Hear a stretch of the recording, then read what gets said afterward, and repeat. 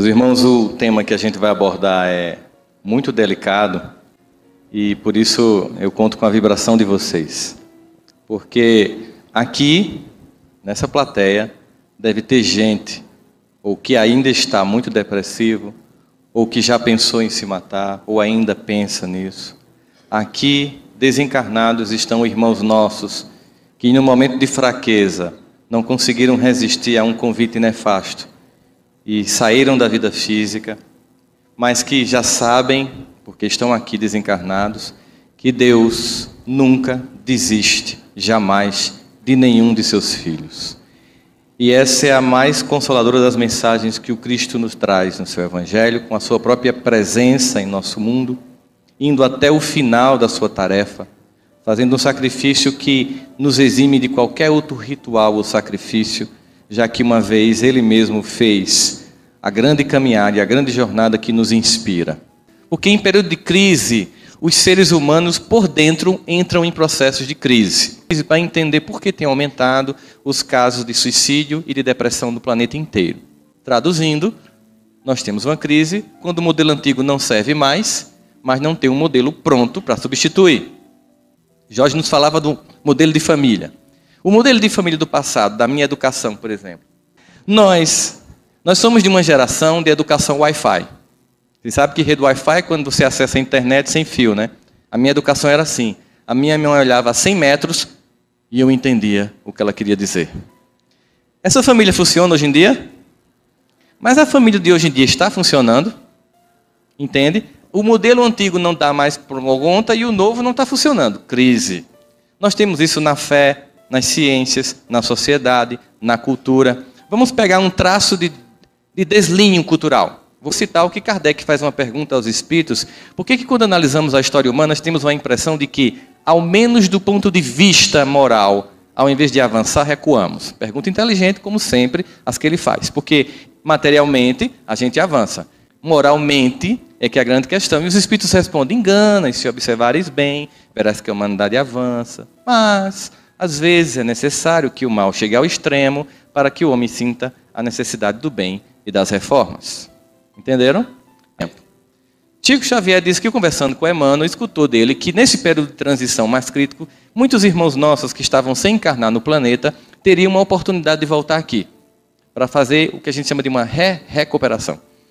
E esses irmãos nossos, comprometidos em vários campos, especialmente da sexualidade, começam a reencarnar nos anos 60. Esse temporário momento em que o mal dá sua última festinha de despedida, porque o bem sempre impera, o dia sempre amanhece. E a gente observa isso, a gente pegar um traço de cultura. Vamos pegar aqui dos anos 70 para cá, para a gente pegar um traço de crises. E em tempo como esse, ficamos vulneráveis. Nem todas as pessoas são vulneráveis do mesmo jeito. A gente observa que o que de fato gera angústia não é o evento, mas a reação que eu tenho a esse evento. Na mesma família, por exemplo, se tem um pai que é alcoólatra e tem 5 irmãos que são filhos desse pai, uns se traumatizam, um reproduz vir alcoólatra, o outro vai morar fora para fugir dessa angústia familiar, mas cada um reage de uma forma. Então, quando a gente pensa em depressão e suicídio, a gente pensa o seguinte, começando a tentar explicar como as ciências do comportamento humano tentam descrever a vulnerabilidade psicológica. E construiu muitas teorias para explicar as patologias, mas se esqueceu de construir teorias que explicavam as nossas competências. É muito fácil descrever quando alguém é incapaz, mas nunca ninguém conseguiu diagnosticar a competência humana. E hoje, essas ciências estão voltadas à chamada psicologia positiva para perceber o seguinte, por que uns são vulneráveis e outros não. Então, há competências que podem ou não ser desenvolvidas. A grande questão seria, a personalidade seria essa explicação para a gente de como se constrói um indivíduo capaz? Então, as primeiras questões da pesquisa foi, seria o QI, ou seja, a capacidade de inteligência da pessoa, que definiria ou não a vulnerabilidade dela? Pessoas mais inteligentes são menos vulneráveis? Não, muito pelo contrário. A gente vê que, às vezes, uma inteligência desprovida de valores de espiritualidade torna o indivíduo propensamente depressivo, porque como ele vê de forma crua a sociedade sem fantasias, ele dói, ele sofre. Ele vê o mundo cru e sofre com esse mundo, porque ele não tem uma busca e um sentido de esperança. Seria então o ambiente no qual esse indivíduo foi criado, a educação que ele recebeu ali, seria a cultura, Seria o gene, estaria na resposta genética de uma tendência familiar? Seria gênero, mulheres versus homens? Seriam orientações sexuais homoafetivas ou heterossexuais que definiriam mais ou menos competência para a superação das dificuldades da vida? Ou seria a condição social na qual eu vivo, uma família de classe média baixa, classe C, classe média alta, rica, enfim? Nenhuma dessas variáveis explica. Portanto, as pesquisas começaram a ser adiantadas até que chegou a um processo em que todas as teorias chegaram a uma conclusão comum.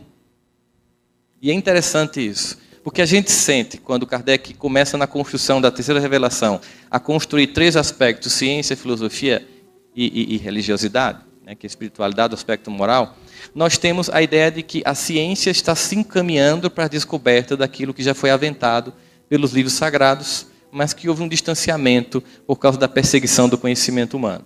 Os argumentos são interessantes. E muitas religiões não têm respostas, mas nós temos. A partir, inclusive, das primeiras perguntas e respostas do Livro dos Espíritos, nós conseguimos dialogar com o autor de Deus um Delírio, sem delirar nenhum momento com relação a Deus. Até que a gente chega ao que hoje nós conhecemos como resiliência psicológica.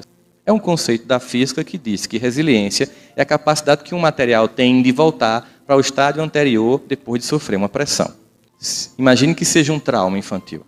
Você está numa condição adversa, infantil, relacionamento difícil dos pais, provoca uma pressão psicológica e um certo trauma, mas depois de um tempo, se esse indivíduo é resiliente, uma vez que cessa aquilo, ele volta ao seu estado normal. Mas se a pressão for além do ponto de resiliência, esse copo volta ao estado normal? Nunca mais. Então, o que faria alguns indivíduos mais resilientes do que outros? Então, se começou um conjunto de pesquisas. E se começou a agregar alguns conceitos, por exemplo, habilidade de voltar rapidamente para o seu usual estado de saúde ou espírito depois de passar por doenças, dificuldades, o que a gente chamaria de resiliência de caráter. Um exemplo claro de resiliência de caráter é a biografia de Chico Xavier, que tem aquela infância extremamente difícil, aquela convivência com a madrasta extremamente difícil, passa por todos aqueles sufocos que vão entre a tragédia e a comédia, a ideia de que, mesmo ferido, ele serviu. Bom, se a gente está num evento cristão e Jesus disse que veio para os que estão doentes, não para os que estão sãos, o que é essa sala?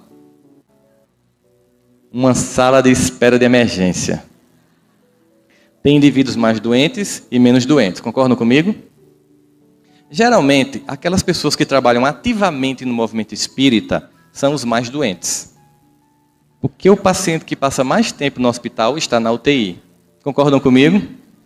Então, aquele que vem como simpatizante, ele é um doente que não sabe ainda que está doente.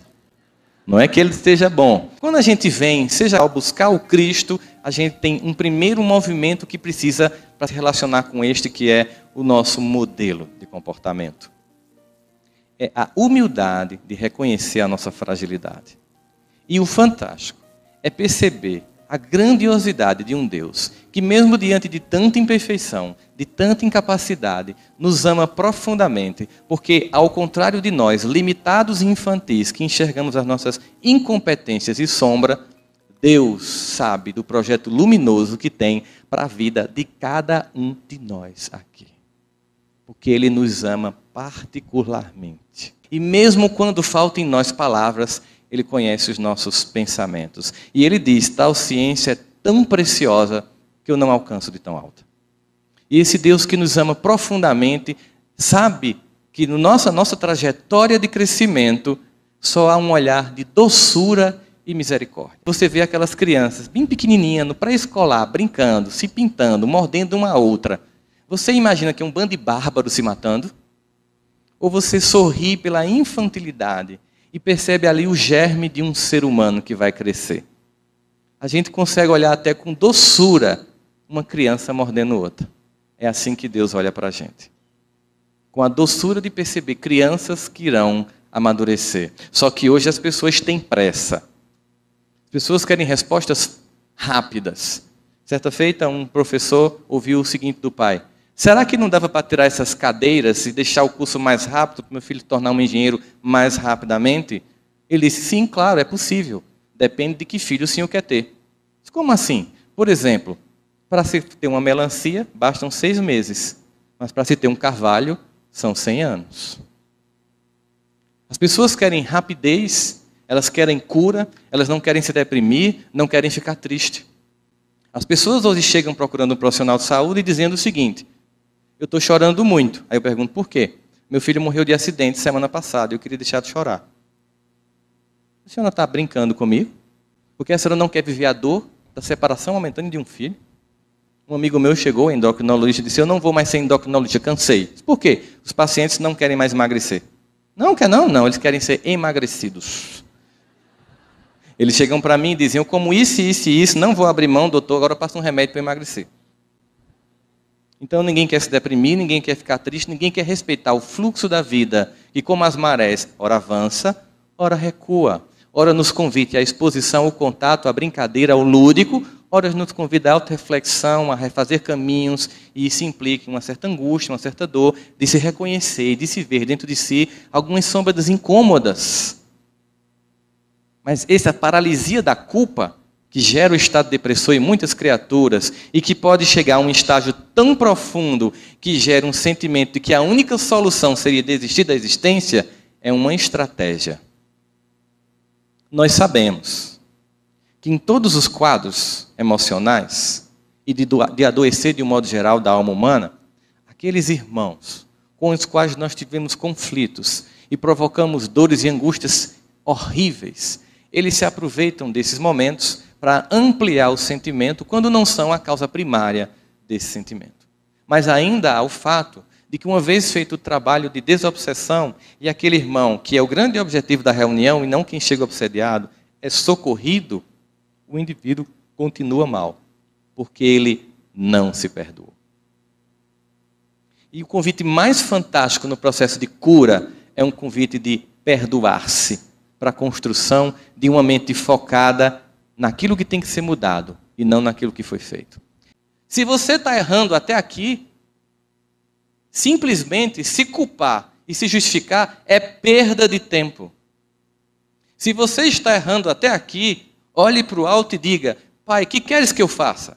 Se está doendo, se está sofrendo, se está deprimido, se está angustiado, vai estudar Espiritismo. Não é por causa do que você fez na vida passada. Isso é desculpa. Não vá fazer regressão. Não gaste dinheiro. Não precisa. Se está sofrendo, se está doendo, não é pelo que fez, é pelo que continua fazendo. Porque um gesto de amor cobre a multidão dos pecados. Basta mudar o vetor da atitude que o mestre convida, entra na cidade. Você sabe que é muito comum, as pessoas chegam no centro espírita, aí vai para o atendimento fraterno, aí conversa, conta a história, a angústia e tal. E aí a gente leva na mediúnica o nome, atendido, solicitação. Os mentores sabem em detalhes o que está acontecendo. Não conta nem para os médicos, porque não tem moralidade para entender e não julgar. E apenas aconselha que aquela família desenvolva mais a prática do Evangelho. Você recebe, dá uma palavra de conforto, oferece o Evangelho, solicita a esperança e diz. O que eles disseram? Que você tenha um pouco de paciência, mantenha sua fé em Deus, a prece e a prática do Evangelho. Sabe o que é que muita gente faz? Oxe, só? As pessoas querem uma coisa mágica. Aí eu disse: a senhora entendeu? Eu vou repetir. Prática do Evangelho. Prática do Evangelho não é fazer mais Evangelho no lar. É viver o Evangelho no lar. Ele diz assim: por que é que os ímpios prosperam e o teu seguidor não? Que coisa estranha, eu sou uma pessoa tão boa, tão decente, isso aqui prosperando, dá uma raiva. Porque a gente está fazendo o que ele estava fazendo no início do Salmo. Medindo felicidade pelo olhar da matéria, sentindo-se inferiorizado por se comparar com os outros no plano da matéria, esquecendo que o objetivo e o projeto de Deus é muito maior, é um projeto de transcendência e eternidade. Por isso que os judeus esperavam um Senhor dos Exércitos que libertaria a Judeia de Roma, e veio um Cristo para libertar-nos do jugo de todo o mal da humanidade por toda a eternidade. Eu sei o que é o bom e ainda faço o que é o mal. Aí você entra na crise. A crise pode gerar um estado depressivo se você entrar na culpa. Mas se você entrar no que Joana de Ângeles nos propõe, troque culpa por responsabilidade, vou perder tempo com o que foi. Vou perder tempo não. Eu vou ganhar com o que vem. Eu não vou ficar mais punindo pelo que eu não sabia. Antes de conhecer o Evangelho Redentor do Messias, do Cristo, a nossa mais alta esperança, eu agia como um ignorante. Eu vivia como um ignorante. Eu me pautava pelos valores de um mundo doente, que o próprio Cristo já dizia, jaz no maligno. Mas agora que eu conheço, nada disso mais me é permitido. É a seleção do que entra em mim, do que eu vivencio, que vai definir se eu sou um candidato ou não à depressão e à tentativa de suicídio. É quando eu seleciono que valor pauta a minha vida. Numa sociedade como a nossa, em crise, em que se tem uma tendência muito grande de preponderamento, digamos assim, da execução ou da divulgação do mal, a sensação de depressão é terrível. Sobretudo levando em consideração nossa dificuldade. Aqui, quando a gente encarna, a gente incorpora nesse avatar, que a gente tem que devolver. Não sei se vocês sabem disso, lamento informar. Tem um prazozinho de validade que vai vencendo, a gente devolve o avatar. Esse avatar, chamado corpo físico, ele tem um cérebro que interpreta o mundo material para o mundo mental e espiritual. Mas ele é muito passível de enganar. Nosso cérebro não diferencia ficção de realidade. Ninguém te ama. Você não merece ser feliz. Você não presta. Se mata logo. Desiste. Para com essa dor de ser tão incompetente. A gente termina escutando. A gente tem que pensar que o mundo fica dizendo, você não vale nada.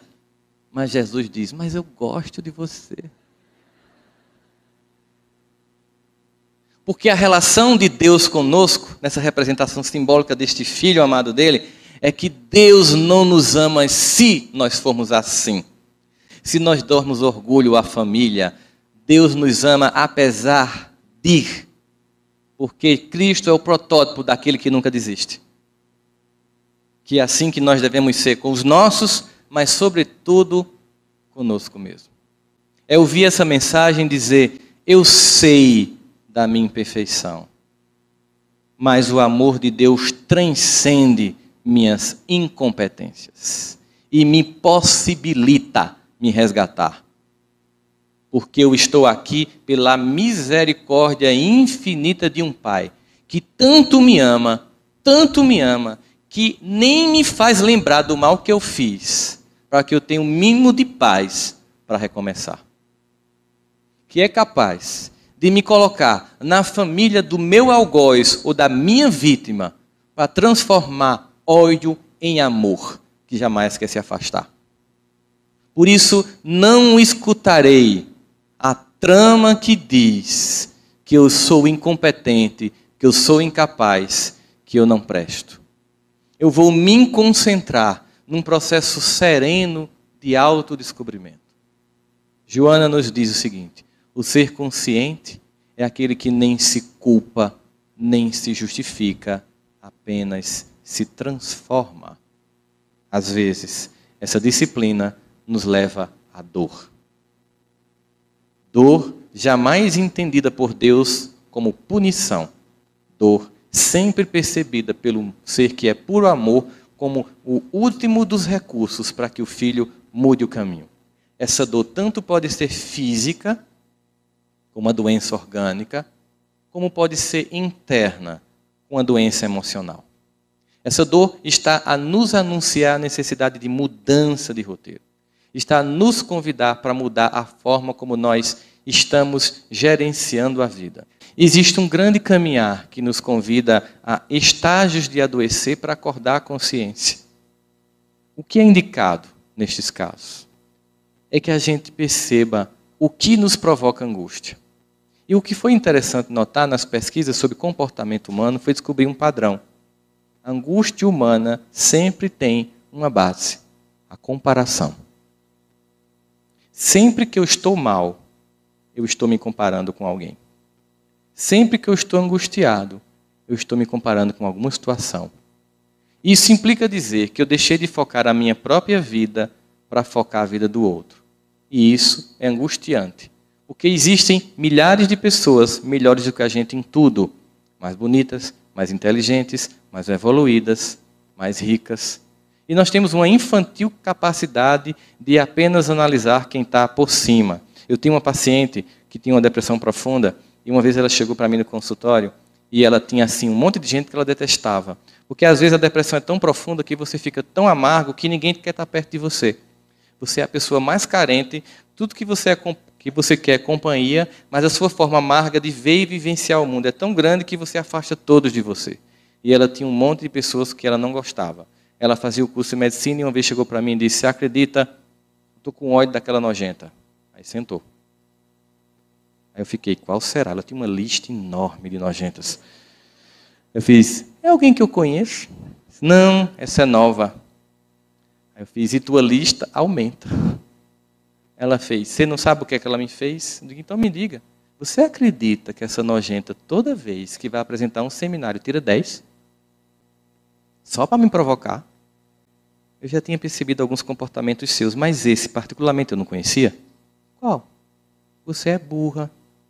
Ela fez: "Cara, eu estou te pagando, sabia?" Eu disse: "Para dizer a verdade.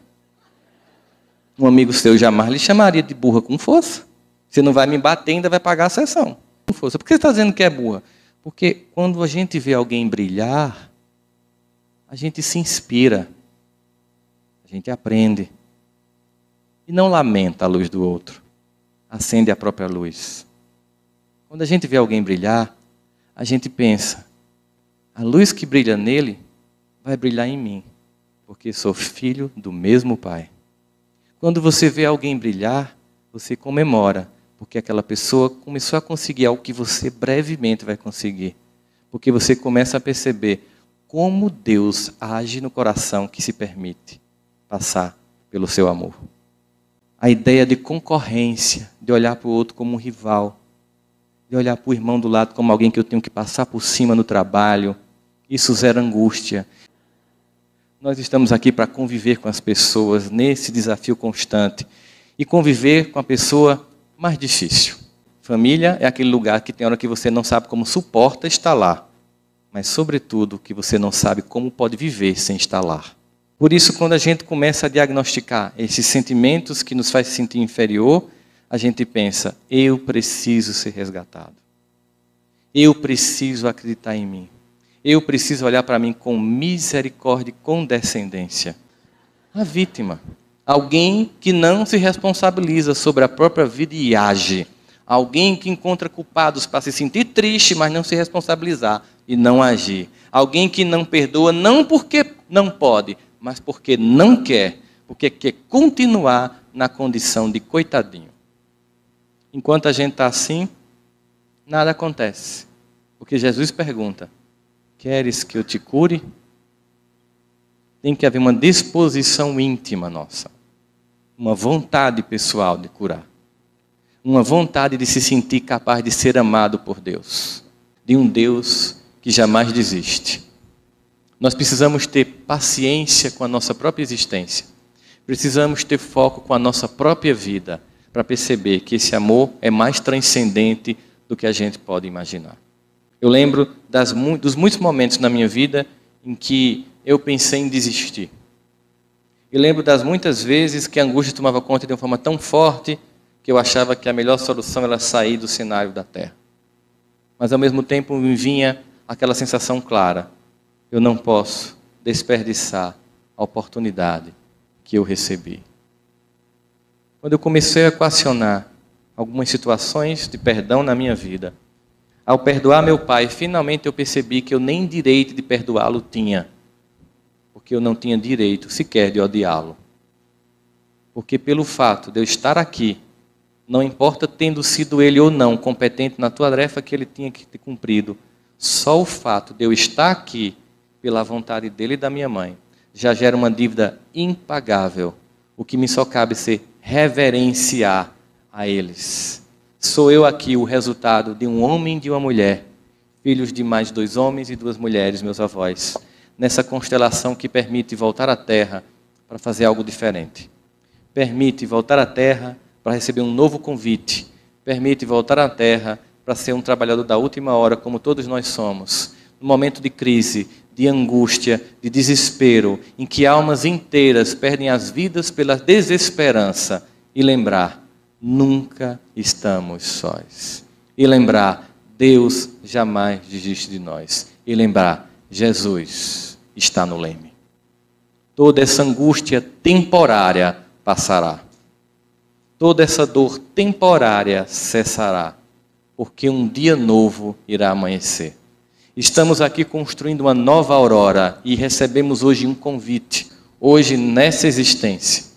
Nós, que no campo da fé, no passado, muito nos equivocamos, recebemos um doce convite do Cristo para estar aqui, junto da terceira revelação, para desta feita, com consciência, agir para mudar a nossa história e a história do mundo.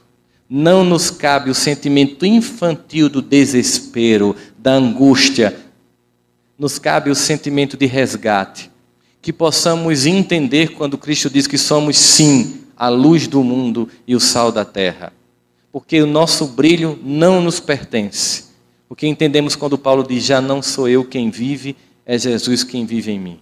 É num processo de construção de uma personalidade que transcende a angústia temporária das comparações infantis e se percebe um ser de um projeto de eternidade, amado de forma particular por um Deus que criou deste jeito. E a melhor homenagem que podemos fazer a esse Deus que nos ama é sermos nós mesmos. Ele nos criou único. A coisa mais ridícula é quando você abre mão de ser você para ser o outro. Porque Deus nos criou único e nos ama como somos. É por isso que Jesus dizia, vem como estás. E eu, como um oleiro, te farei um vaso novo. Para um vaso novo acontecer, é preciso quebrar o vaso velho, é preciso transformar tudo em barro, para que ele possa nos moldar uma nova criatura. Você simplesmente deixa de ser a vítima, quando você simplesmente deixa de encontrar culpados, quando você simplesmente entende a sua condição de alma eterna, entende o valor que você tem, você faz. Ando devagar, porque eu já tive pressa e leve esse sorriso, porque já chorei demais. Hoje me sinto mais forte, mais feliz, quem sabe o sol leva a certeza de que muito pouco eu sei, eu nada sei. Vocês conhecem o refrão? Conhecer as manhas e as manhãs, o sabor das massas e das maçãs. É preciso amor para poder pulsar, é preciso paz para poder florir, é preciso a chuva para sorrir. Cada um de nós compõe a sua história e cada ser em si carrega o dom de ser capaz e ser feliz. Nós não podemos delegar ao outro a tarefa de ser luz por nós. Nós não podemos delegar ao outro a tarefa de executar o perdão que nos pertence. Nós não podemos esperar que a salvação venha de fora, porque Jesus conta conosco para a regeneração deste planeta. Muita paz e muito trabalho para todos vocês.